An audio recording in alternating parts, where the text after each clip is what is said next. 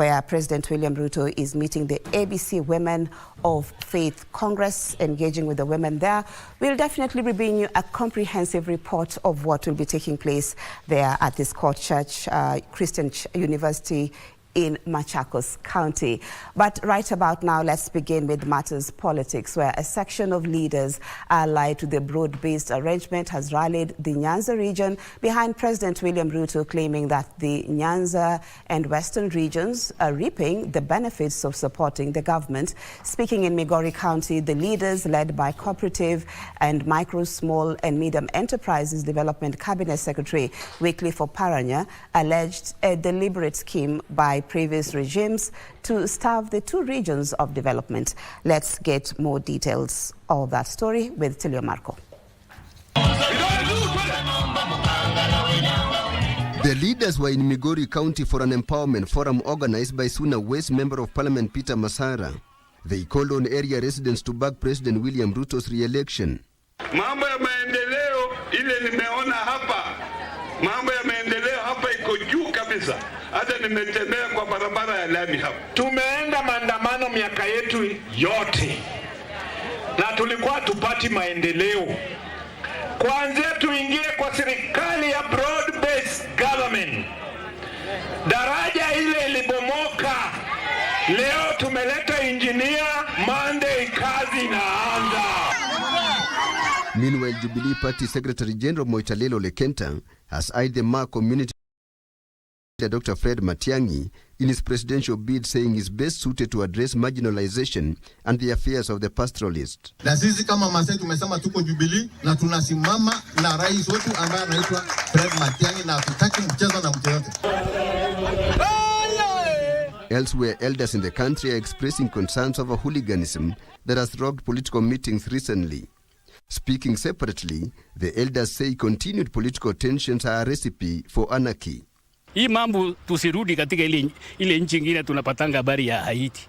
Sisi tunataka kufika huko. Fanya mikutano yako ya siasa bila kuingiza goonism kwa rallies ya siasa. The sentiments were backed by women eyeing elective seats in the Mount Kenya region who have called for issue-based politics devoid of fear-mongering. We are calling upon all stakeholders, those who are involved in matter security in this country, please be assure women that they are going to be facing an environment that is free from violence. Tilio Marco for Line Time News. Still on matters politics, the Independent Electoral and Boundaries Commission, IBC, has been urged to crack the whip on perpetrators of political violence amid increasing incidents of political goonism across the country. The appeal was made in Kisumu by a caucus of clergymen drawn from across the Nyanza region. The religious leaders regretted that the atmosphere of fear manifesting across the country as next year's general election beckons. Led by Archbishop Joel Ofuna of Ruwe Holy Ghost Church, the clergy called upon the state security agencies to observe professionalism and protect all political players and the electorate adequately, regardless of political affiliations.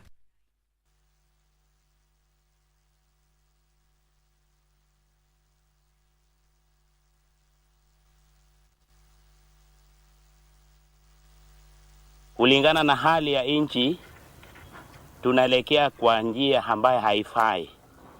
Tunaona uuni inaongezeka wakati wa siasa. Kuna vijana wanapangwa kwenda kuvamia watu wa siasa, ambaye kulingana katiba yetu hairuhusu kitu kama hiyo kuendelea.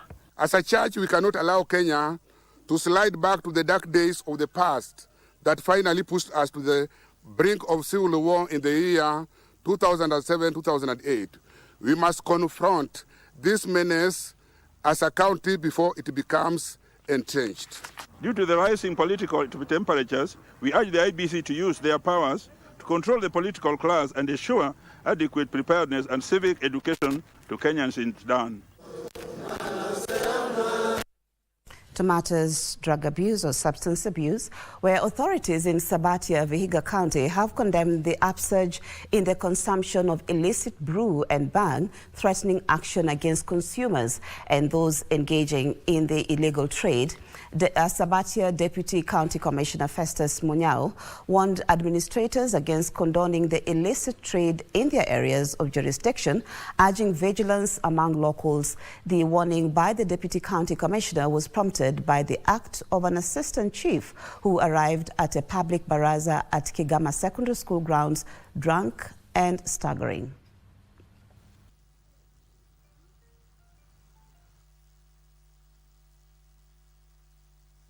Na pombe zingine na mambo ya bangi hapa kwetu kuanzia Mudete mpaka Kivagala hakuna mahali tunaweza sema ni sawa. Si ni kweli?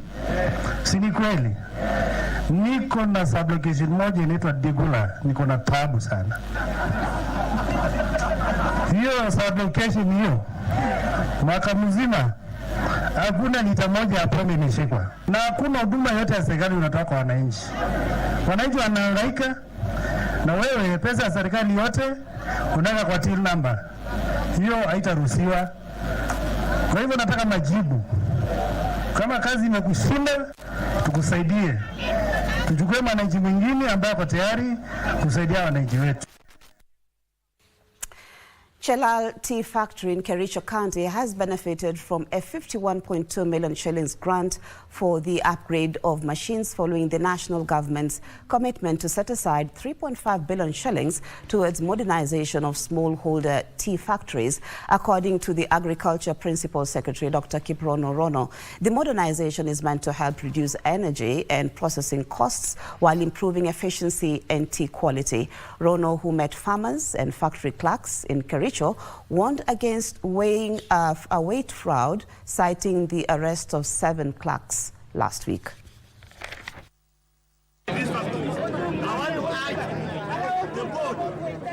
Why Chelal factory is being modernized, and we have allocated 51.2 million to support acquisition of fluid bed dryer and automated weathering machine, AWM. This modern machine should help reduce energy and processing costs, improve efficiency, reduce breakdowns, and enhance tea quality. Government is equally firm on protecting farmers from malpractices within the tea value chain. Recently in Pobet County, a multi-agency team comprising officers from the Tea Board of Kenya and weight and measures department and the sub-county security team took firm action against malpractices involving green leaf weighing scales, and 7 factory officials were arrested and arraigned in court. Laikipia County Governor Joshua Irungu is calling on investors to tap into Nanyuki's growing economy and available investment space, citing opportunities in agribusiness, tourism, real estate and manufacturing.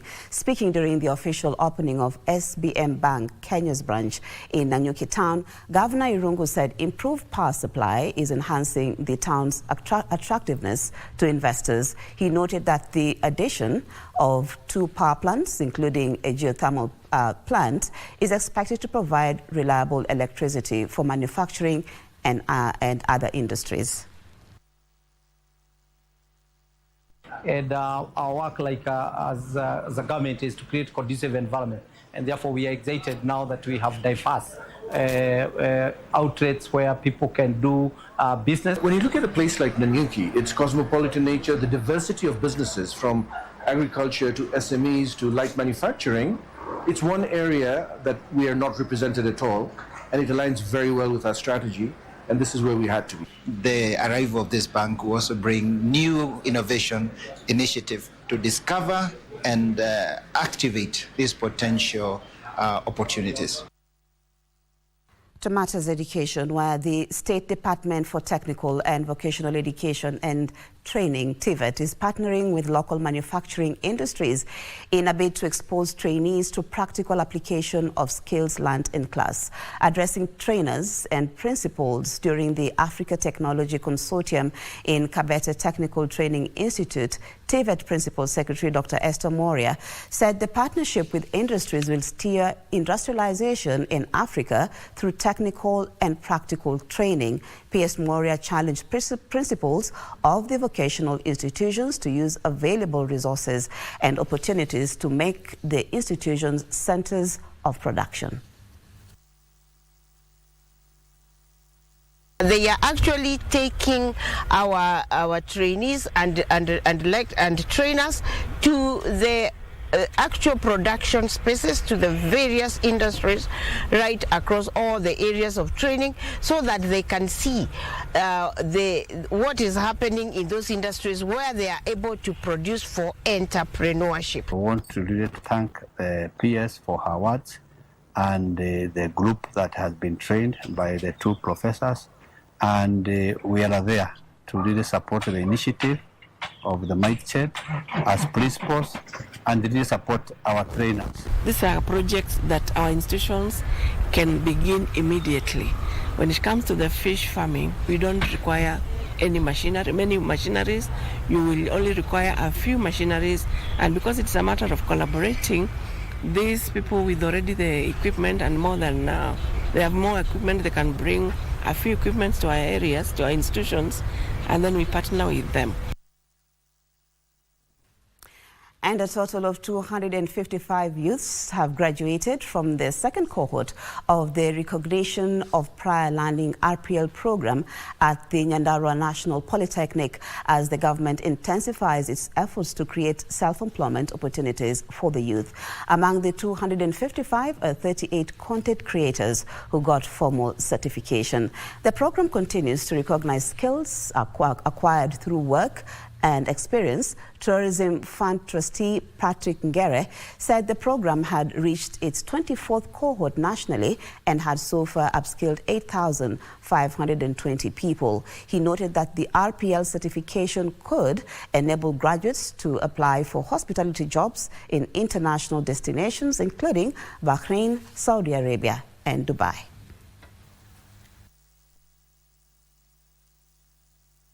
This is our 24th cohort, and we have managed to upskill 8,520. We've also begun another program that is called Tourism Training Revolving Fund. This is a fund that has been put up to target students who are pursuing hospitality courses and they are not in a position to fund themselves. Una apply pesa, unapatiwa pesa, unaendelea kusoma. Well, and that's where we take our first commercial break. I'll be back with more news, including sports, in just a moment.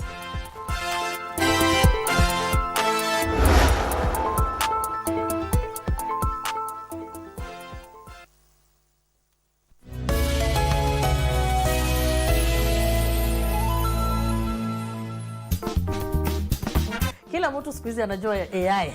So I was telling you guys before the break about how someone was saying everyone, AI, the most common used word nowadays is AI. AI sitaki. If there is a technology that exists now that can do the things you would be paid to do, then it's very much important that you pay attention. That you pay attention. Yeah.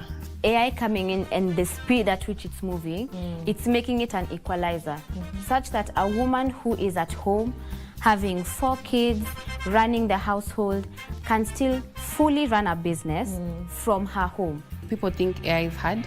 People think you need to be technical to use AI. Very wrong, because you have a ChatGPT boyfriend and you're using AI already. I do have a ChatGPT boyfriend, yes. So it's not like you've been left by the train, guys. Okay. Yeah. We find that ideally, technology is not biased in itself. It's human beings who are biased. So you see, technology is available to everybody, but then it's human beings who decide, and I like to call them gatekeepers. The good thing about AI is it uses natural language. You can just start talking to it in natural language, even mix Swahili here and there, sharing, and it will understand. So the fact that it has broken that barrier, you don't have to be technical, you can just use natural language.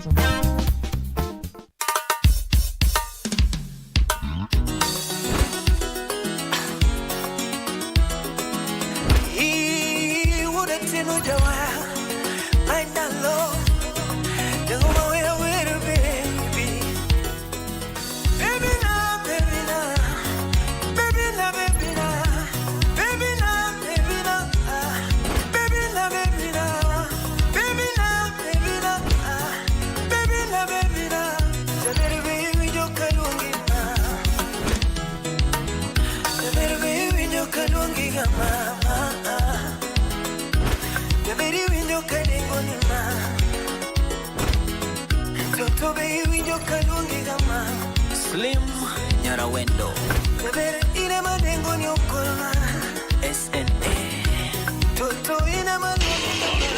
Radio Mayiga. Mato Marwa. Every emergency begins with a single call. Morning, Extension Ambulance Control. In a matter of seconds, that call can mean the difference between life and death. Behind every response is a dedicated team of dispatchers, paramedics, and nurses working tirelessly against the clock to ensure help reaches those in need before it is too late. Less than 10 minutes, we should be already at the scene. Within another 30 minutes, we should have assessed the patient and maybe even administered the necessary treatment. And then within that 1 hour, we should be placing our patients at the nearest hospital facility. Join us this week as we focus on emergency preparedness and response, only on Health and Lifestyle.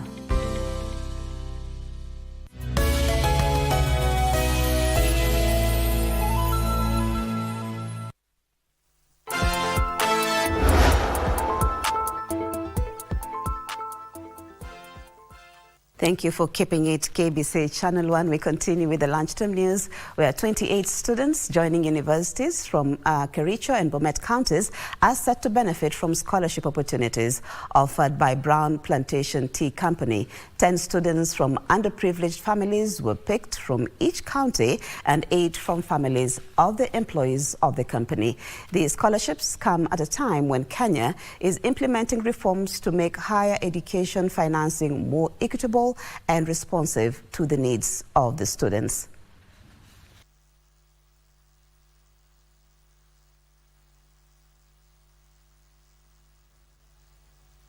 As Kenya reforms its higher education financing framework, practical obstacles, especially digital exclusion, still prevent brilliant students from vulnerable households from achieving their full potential.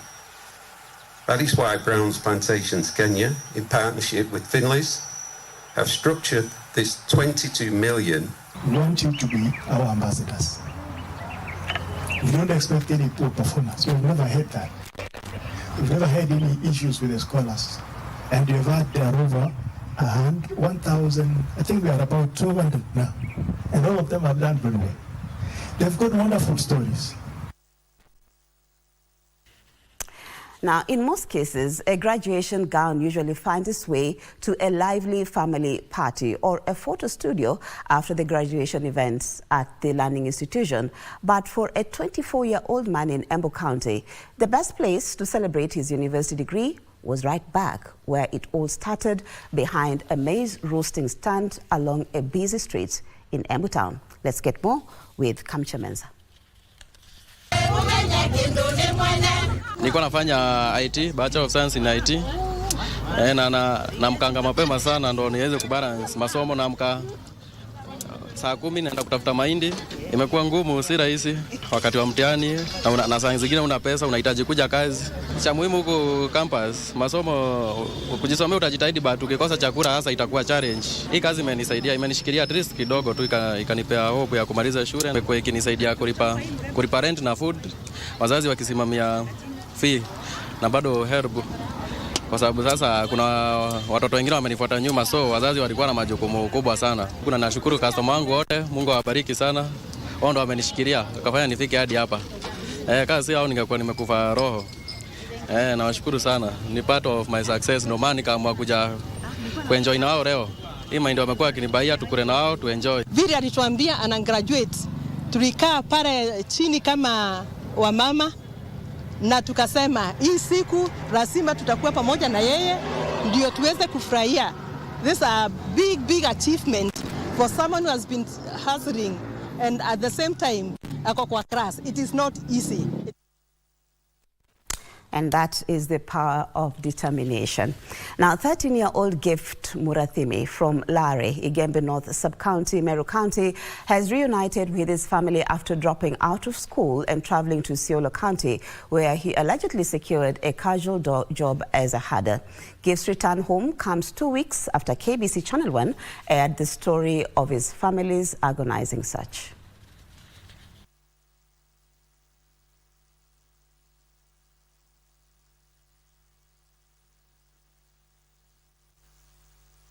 Nilimkuta Manyata, mdosi wake hakuwepo na alipotea. Tunajaribu kumtrace hatukumpata, lakini mimi ile kitu ilikuwa na maana. Nishike huyu mtoto, nimrudishie wazazi wake. Kwa hiyo tunaomba sivu na sabusivu na serikali ifanye uchunguzi njoo hata huko huyu mtoto alikuwa inasemekana kuna watoto wengine huko wanateseka na si ati wanakaa mzuri. Mimi nimerudi, mimi nataka kusoma. Mimi mali nimetoka ni mbaya na mimi siwezi rudi huko tena, mimi nitaenda shule. Now, for most coffee lovers, it's simply a morning ritual or a quick boost to get through the day. But behind every carefully prepared cup lies a craft that demands precision, patience, and years of practice. And as Trevor Ng'endo now reports for Kenya's newly crowned national barista champion, Kennedy Owino, that craft has taken him from washing utensils to standing at the top of the country's coffee industry. Take a look. The sound of coffee beans grinding, milk steaming and espresso pouring fills the air at Cafe Amka in Nairobi. Behind the counter is Kennedy Owino, carefully measuring, grinding and preparing coffee with the same precision that recently earned him Kenya's top barista title. So we are doing a blend of AA, AB and rare pea berry. But the championship is only the latest milestone in a journey that began far from the spotlight. My journey to compete started like 5 years ago when I saw Martin Shabaya, who was competing in the world stage, and I was like, what is Martin Shabaya doing that I, Kennedy Owino, can't do? Before becoming an award-winning barista, Owino started out washing utensils. His interest in coffee, however, soon grew into a passion. I went ahead and faced Martin and I told him that I want to be a barista. And how will I be a barista? First of all, he gave me a coffee, an espresso, and that changed my mind and I was like, wow, this is the best coffee. I want to represent our coffee and I want to make it to the best level so that people will see Kenyan people are more advanced in terms of producing the best coffee and serving the best coffee, being knowledgeable about what you're doing. Years later, that determination has seen him rise through the ranks, winning regional and continental recognition before claiming Kenya's national title. I said, I will make it. And when I went to the second time, I became fourth, but I never gave up. I said, still I'm going to make it. I did it the third time and I became number one. Number one. So amazing. What intrigued me to do it even more, I never gave up. It is this attention to detail that has turned coffee making into an art. So I'm made to understand this is called Paragon. It's brewed as the Paragon way.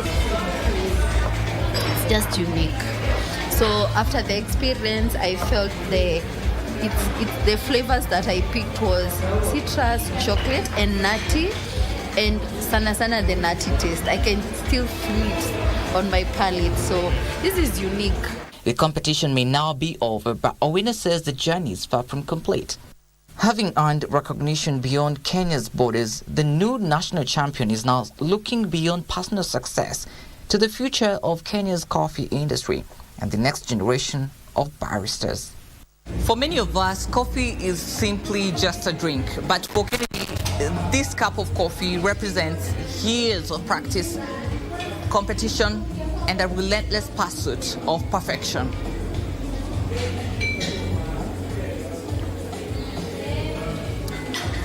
Trevor Ng'endo for KBC Channel 1, Nairobi.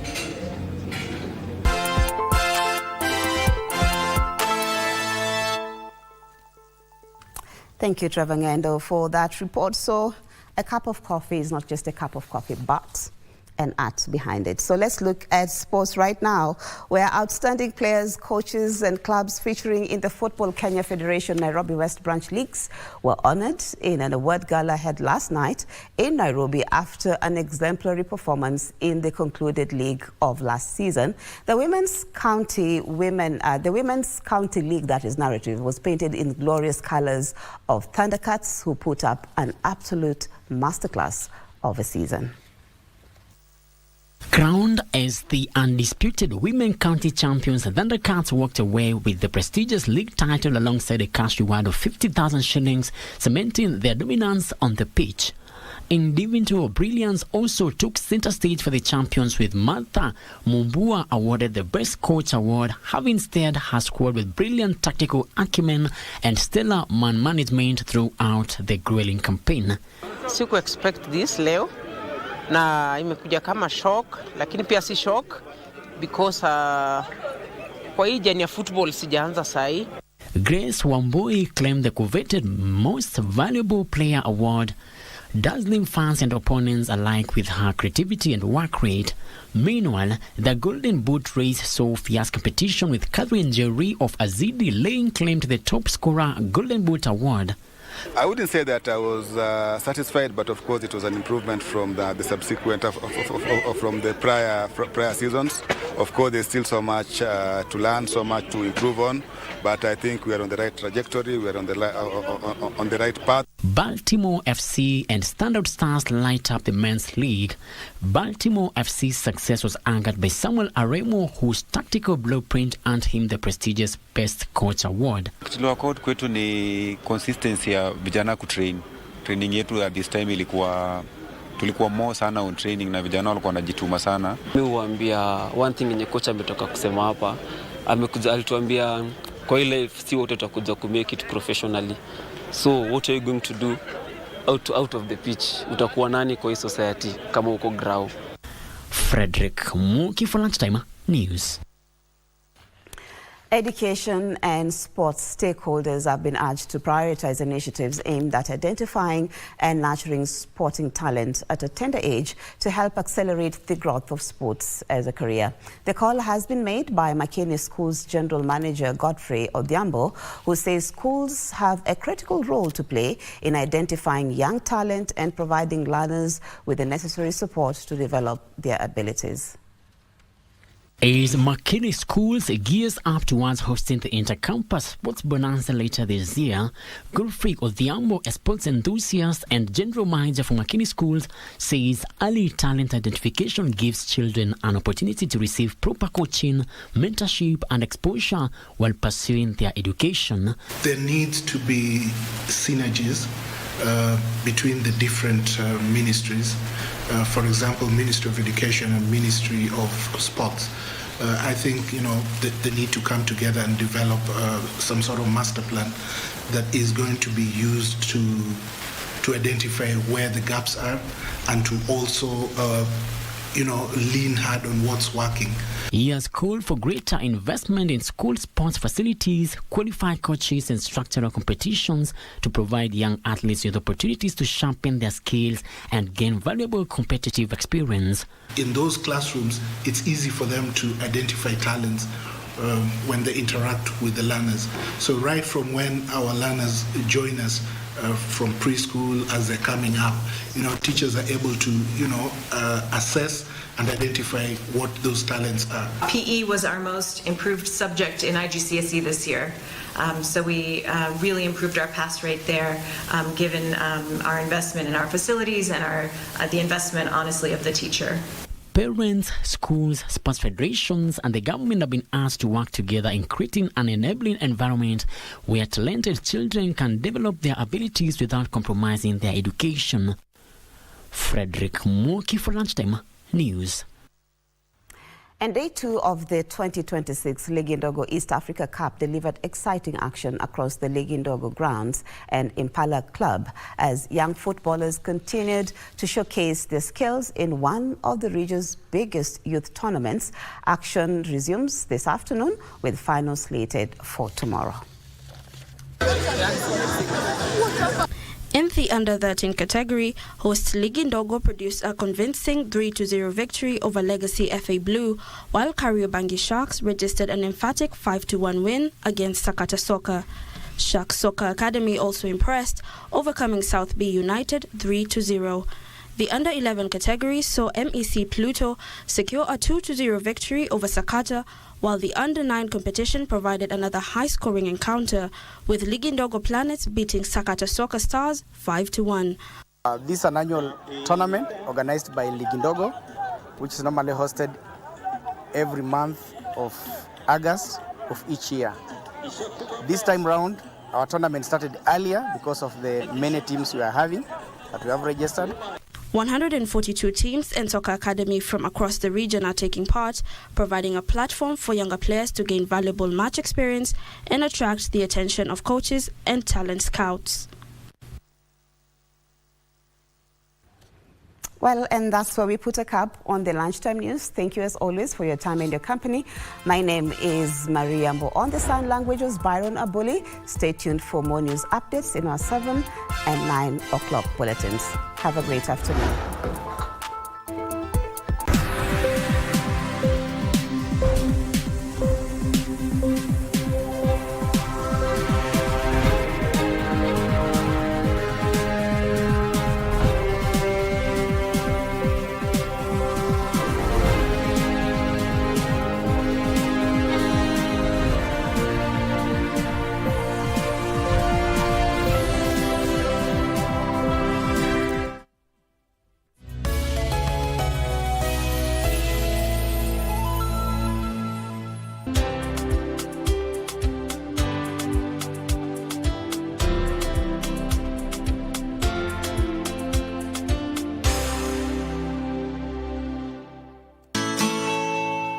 What happens when a mother finds her voice, a superfan dances through adversity, and a community steps up to offer real support? I used to be a very shy girl. I used to be that polite girl. I used to be very innocent and naive. But now Bahati came to my life and everything changed. This week on Able Differently, we share real-life stories of strength and success while we call out on the bad stereotypes that continue to hold our communities back. Join us this Saturday at 4 p.m. only on KBC Channel 1.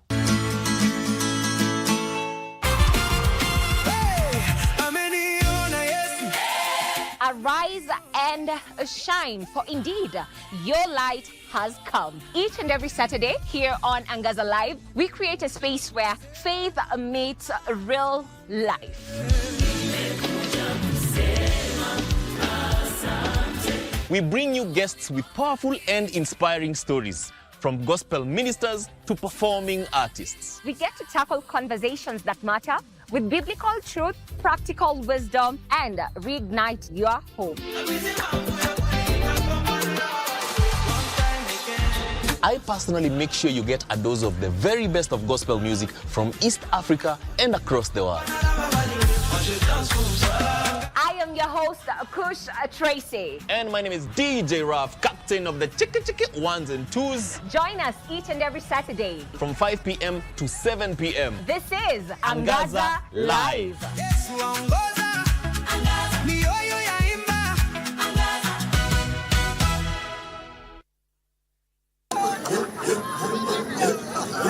Kajiado, Entasuba. Ni habari